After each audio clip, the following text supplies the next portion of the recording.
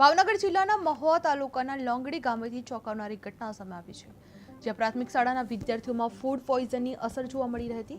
જ્યાં માહિતી મુજબ ધોરણ 1 થી 8 સુધીના બાળકો બપોરના ભોજનમાં પાવભાજી અને પુલાવ ભાત લીધા બાદ અચાનક ઉલટી, પેટ દર્દ અને બેભાન થવાના લક્ષણો જણાયા હતા। જ્યાં ઘટનાને પગલે તાત્કાલિક આરોગ્ય વિભાગ હરકતમાં આવેલું જોવા મળ્યું હતું અને લગભગ 32 જેટલા વિદ્યાર્થીઓને સારવાર માટે મહુવાની સરકારી હોસ્પિટલ ખાતે ખસેડવામાં આવ્યા હતા, જેમાંથી કેટલાક બાળકોની તબિયત વધુ બગડતા તેમને હોસ્પિટલમાં દાખલ કરવામાં આવ્યું હોવાનું પણ જાણવા મળી રહ્યું હતું। બીજી તરફ કેટલાક વિદ્યાર્થીઓને ગામ ખાતે જ પ્રાથમિક સારવાર આપવામાં આવી રહી હતી, જે આ સમગ્ર મામલે આરોગ્ય વિભાગ દ્વારા તપાસ પણ હાથ ધરવામાં આવી રહી છે અને ભોજનના નમૂનાઓ તપાસ માટે મોકલવાની પણ કાર્યવાહી હાથ ધરવામાં આવી રહી છે। જે લોંગડી શાળામાં ફૂડ પોઈઝનની ઘટના સામે આવી હતી। પાવભાજી અને પુલાવ ભાત બાદ અસર જોવા મળી હતી, જેમાં 32 બાળકોને હોસ્પિટલ ખાતે ખસેડવામાં આવી રહ્યા હતા। કેટલાક બાળકો હાલ એડમિટ છે અને આરોગ્ય વિભાગ દ્વારા તપાસ પણ હાથ ધરવામાં આવી રહી છે।